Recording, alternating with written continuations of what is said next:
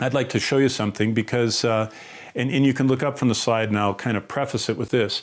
Every time I read the Bible, I am so aware that it is true, that it is real people that had real problems that God transformed, and that Isaiah was a person so much like me that struggled and needed to look forward as I needed to look back at the work of Christ and was saved.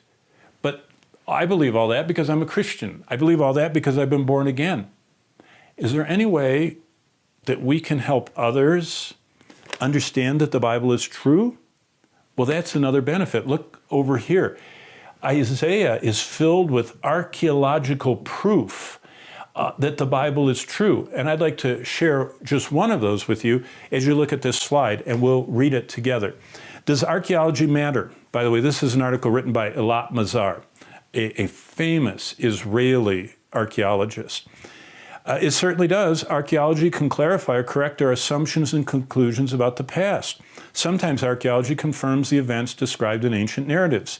This is especially so in the case of biblical archaeology. The discipline called biblical archaeology for more than a century, precisely because the Bible and archaeology have a mutually clarifying relationship. The Bible provides helpful information for the archaeologists, such as where to dig and how to understand what's unearthed. And archaeology provides helpful information for the Bible scholar. Now look up for a second.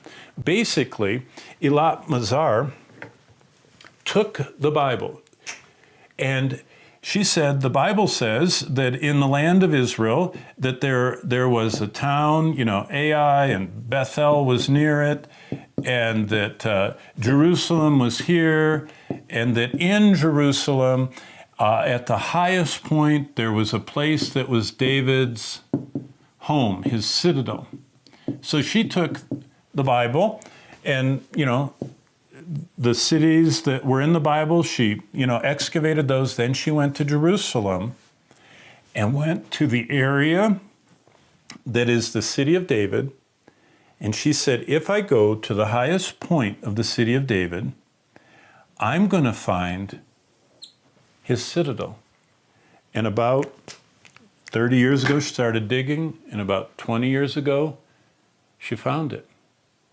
Now look back at this article, because this is what she found in there. Ongoing archaeological digs in the land of the Bible continue to yield important discoveries. One team working in Old Jerusalem is uncovering what appears to be the palace and administrative buildings of King David and his successors. Just last year, this team, and this is very current, this team found a clay seal called a bulla. See, they call these seals bullas. And it appears to read Isaiah the prophet right there.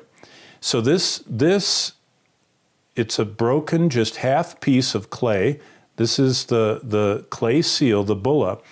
2 years early, just 3 meters from the very spot where Isaiah the prophet's bulla was found, another seal read Hezekiah was discovered. Now look at the next slide.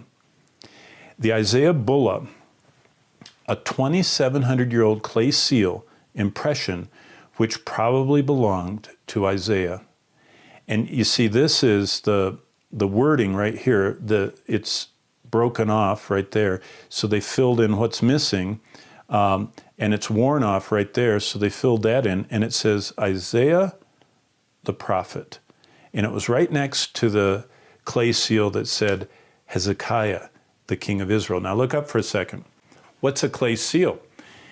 They had this little seal in their pocket, and whenever they were mailing something or making something verified, they would take soft clay and they'd take their seal and they'd push it down, and when they lifted it up, it left their signature.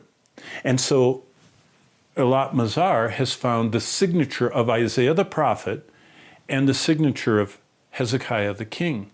And it joins the signature of dozens of other people mentioned in the Bible that are in the Israel Museum. Amazing, the archaeological verification. Look down to slides.